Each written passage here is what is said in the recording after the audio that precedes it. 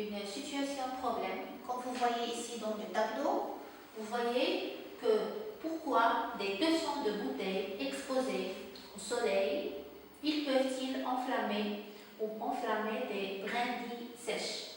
Alors, cette situation, il peut provoquer des incendies dans les forêts. On va expliquer ça dans le cours qu'on va faire maintenant. Il va être intitulé les lentilles minces. Alors, c'est quoi les lentilles minces? On peut le trouver dans des appareils optiques tels que l'œil. L'œil, il peut être, c'est un appareil optique car il contient une lentille mince. Même pour les appareils photo. Alors, appareil photo est aussi, c'est un appareil optique car il contient une lentille mince. Et la plus simple, c'est la loupe.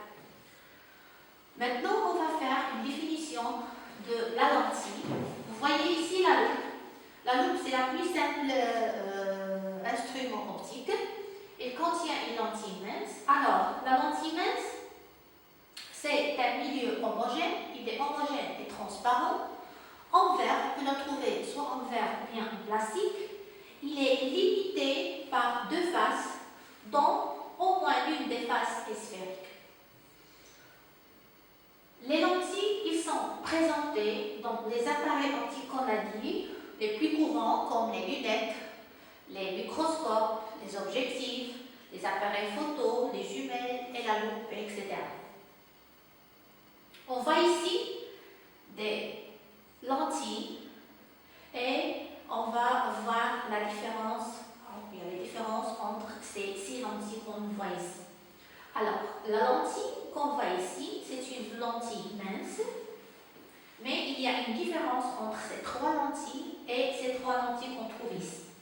Vous voyez ici, on appelle ça le bord de la lentille. Ça, on appelle le bord de la lentille. La différence entre ces deux lentilles, c'est on voit que le bord ici de la lentille est plus épais que le bord de cette lentille. Alors, on va faire les différents types de lentilles. Il existe 2 sortes de lentilles. Il y a des lentilles qu'on appelle les lentilles convergentes. Il y a des lentilles qu'on appelle des lentilles divergentes. Alors, on va expliquer c'est quoi une lentille convergente. Une lentille convergente, on peut la connaître suivant son schéma. C'est-à-dire, on voit le schéma de la lentille. Pour qu'il soit une lentille convergente, il faut que son diamètre, qu'on voit ici, son diamètre, il doit être plus grand que le bord de la lentille. On voit dans toutes ces 3 lentilles, son diamètre, regardez le diamètre, il est plus grand que le bord de la lentille. Alors, on appelle ça une lentille convergente. Alors, les lentilles convergentes sont des lentilles à bord mince. Alors, ça, c'est le bord de la lentille, elle est mince, qui font converger les rayons parallèles. Comment ils vont converger les rayons parallèles? On va voir ici un schéma d'une lentille mince, elle est convergente. On va l'éclairer par un faisceau lumineux qui est parallèle et on voit qu'il va sortir. On va voir que ce faisceau, il va être convergé. Alors, qui a convergé le faisceau lumineux? C'est la lentille mince à bord mince. Alors, son rôle, c'est de converger les rayons parallèles. Alors, cette lentille, on va le symboliser. On ne va pas toujours faire ce dessin-là. On va faire un symbole de la lentille mince. Le symbole, c'est celle-là. Vous voyez ici, ça, c'est le symbole de la lentille mince. Alors, et cet axe-là, qui va passer par le milieu de la lentille, et il est perpendiculaire à la lentille, on va l'appeler l'axe optique.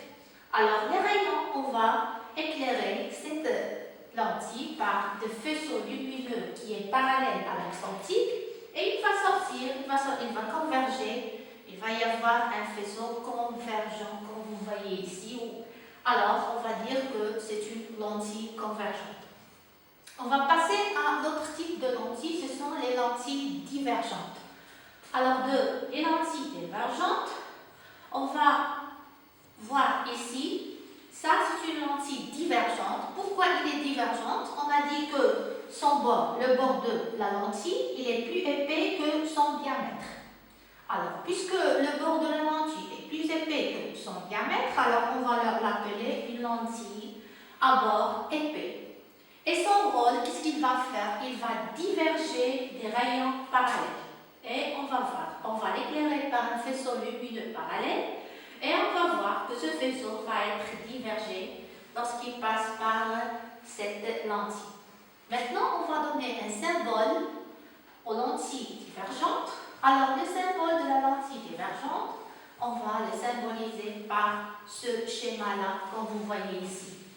Ce schéma, c'est le symbole de la lentille divergente. Et vous voyez que son rôle, ce qu'il fait, il diverge les rayons parallèles. Et vous voyez, il y a différentes formes des lentilles divergentes. Comme vous voyez, pour la distinguer de la lentille mince, on doit faire une comparaison entre le bord de la lentille et son diamètre. Si son bord est plus grand que son diamètre, il va être divergent. Si le contraire, si le diamètre est plus grand que le bord, il va être une lentille convergente. Maintenant, on va passer aux différents, on va faire un résumé. On a dit qu'il y a deux types de lentilles. Il y a une lentille convergente et une lentille divergente.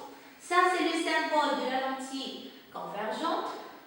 Et on a dit que l'axe qui va passer par le milieu de la lentille, qu'on va l'appeler O, on va l'appeler l'axe optique, alors que O, on va l'appeler le centre optique. On doit assimiler ces deux termes-là. Alors, O, c'est le centre optique et ça, c'est l'axe optique. Pour la lentille divergente, on va le symboliser par ce schéma-là. Alors, on va tracer l'axe optique qui va passer par le centre optique O et l'axe, comme vous voyez, il est perpendiculaire à la lentille. Alors, ça, c'est l'axe optique. Et O, on va l'appeler le centre optique. Maintenant, on va passer aux caractéristiques d'une lentille mince convergente. On va traiter juste la lentille mince convergente. On va parler des caractéristiques de cette lentille mince convergente. Alors, on va parler du premier caractéristique, c'est l'axe qu'on va l'appeler l'axe optique. Et on va parler de O. O, c'est le centre optique.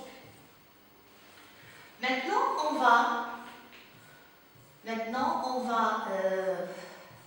va éclairer la lentille par un faisceau lumineux qui est parallèle à l'axe optique. Alors, ce faisceau, qu'est-ce qu'il va faire? Puisque j'ai une lentille mince convergente, il va converger, il va émerger, il va passer par F', comme vous allez voir ici.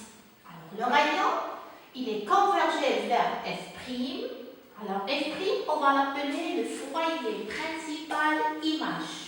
F', c'est le point où les rayons convergent, foyer principal image.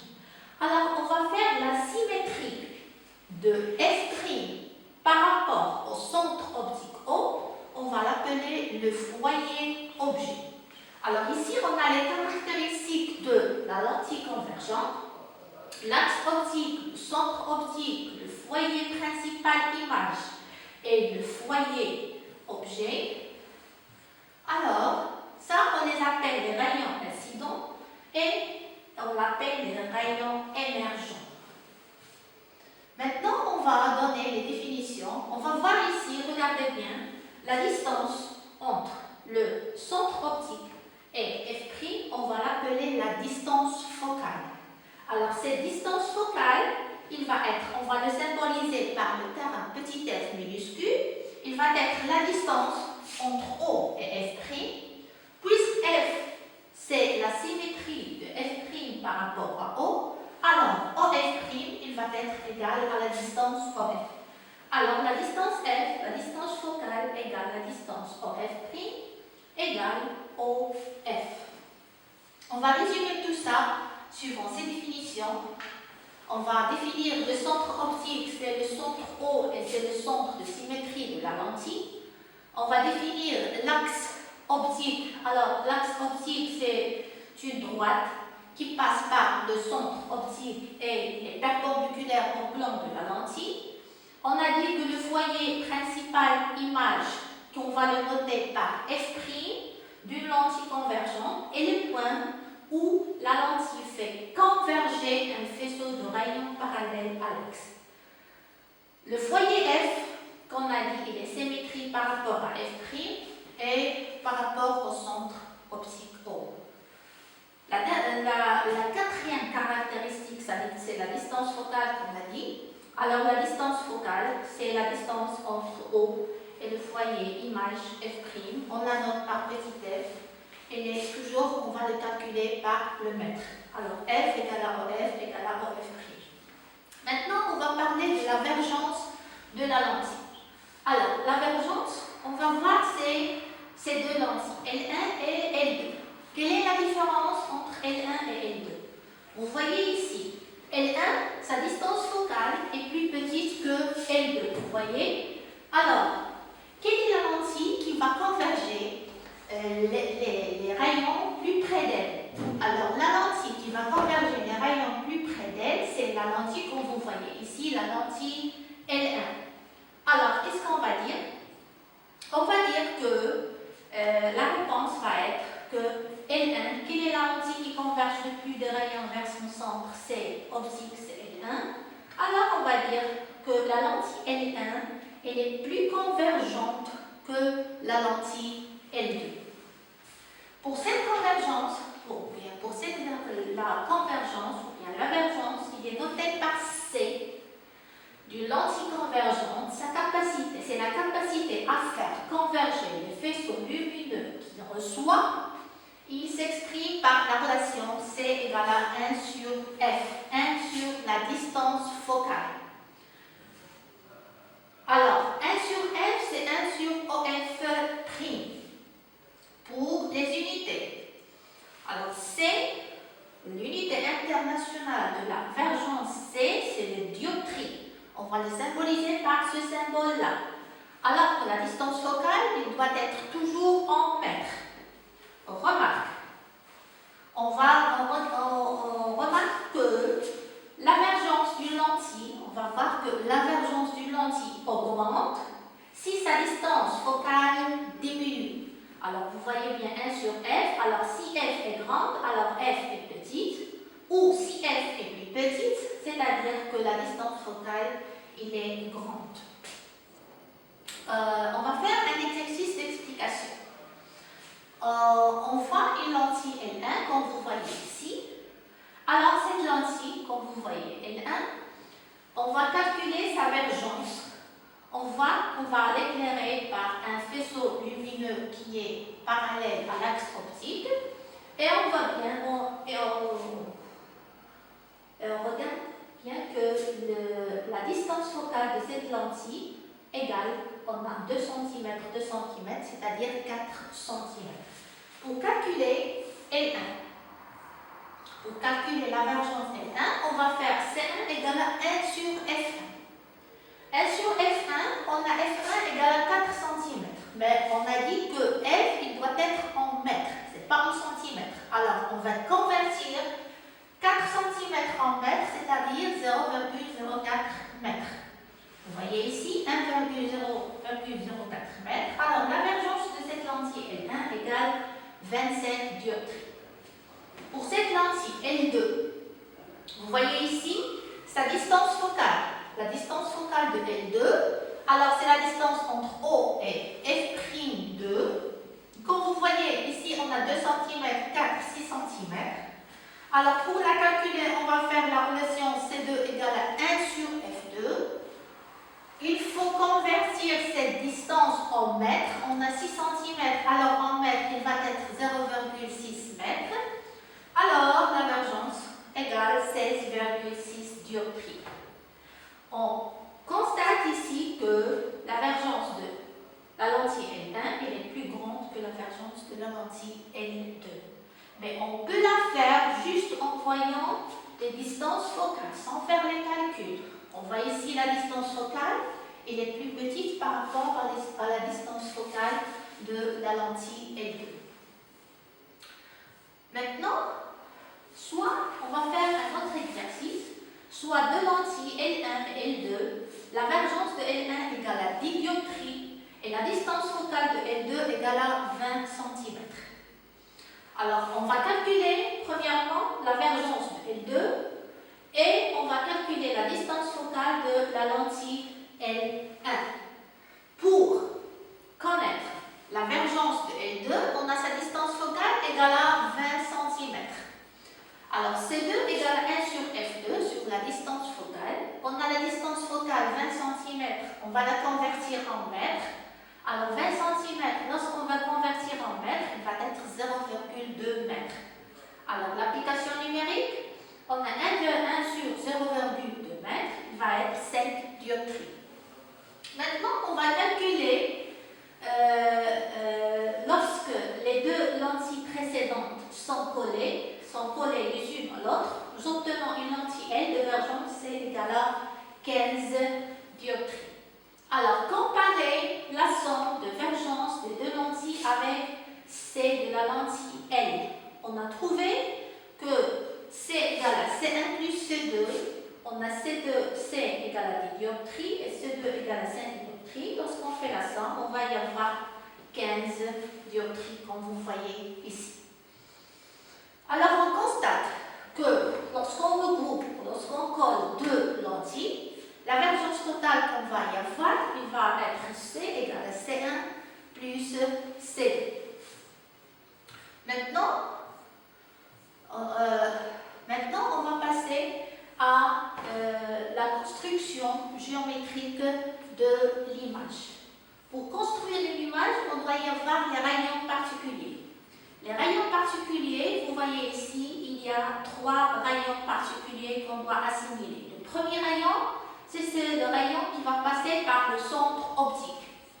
Vous voyez ici, tout rayon qui va passer par le centre optique, qu'est-ce que vous voyez? Que ce rayon ne dévie pas. Alors, tout rayon incident, ça c'est le rayon incident, ils vont passer par le centre optique, émergent, ils vont sortir de la lentille sans déviation. Deuxième rayon. Le deuxième rayon, c'est le rayon qui va être parallèle à l'axe optique. Alors, tout rayon incident qui va être parallèle à l'axe optique, normalement, il va converger, il va émerger et il va passer par le foyer principal image.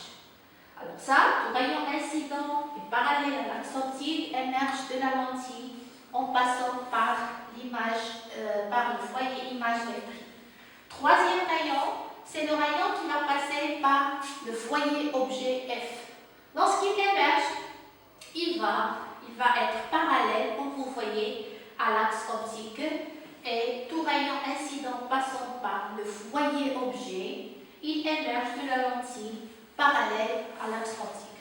Maintenant, on va faire la construction géométrique d'une image. Premièrement, on va connaître comment on va construire une image lumineuse d'un point. Alors, vous voyez ici, on va faire une lentille convergente. On va tracer le foyer principal, l'image et le foyer objet, suivant l'énoncé de la lentille. Par exemple, on a ici 2 cm. On va placer un point S. Alors, on va chercher l'image du point S. Donc, chercher l'image. On va faire les 3 rayons qu'on a expliqués maintenant. On va faire le premier rayon qui est parallèle. Alors, le rayon parallèle à l'axe optique, il va émerger et il va passer par le foyer image, comme vous voyez. Deuxième rayon, le rayon qui va passer par le foyer objet. Lorsqu'il émerge, il va être parallèle à l'axe optique. Et vous voyez qu'il y a une intersection ici. Cette intersection, c'est l'image S' du point S.